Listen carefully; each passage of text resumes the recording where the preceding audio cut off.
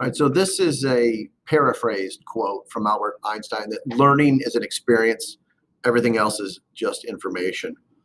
One of the goals for my students is that I give them opportunities to experience the learning, that it's not just a bunch of words on a page.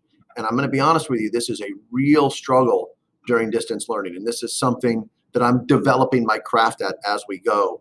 And I promise you that I will figure out how to get to this point through distance learning. Very easy to do in the classroom setting, but I'm struggling with that right now in distance learning. But I promise you, I am working hard to figure out how to get that done in the classroom. One of the things I'm trying to get the students to recognize is that their brain is in two halves.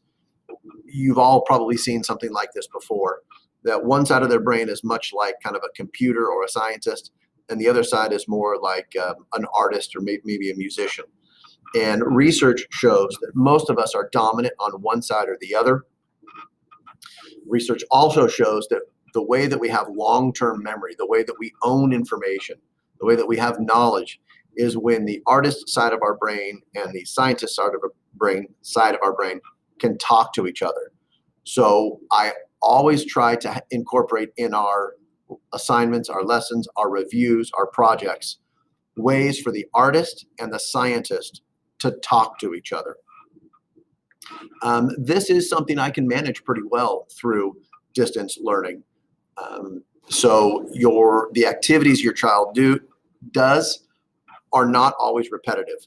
Sometimes I'll have them look for a picture or draw a picture or create a song lyric, something like that. That is trying to get the artist and the scientist to talk to each other so they know this information.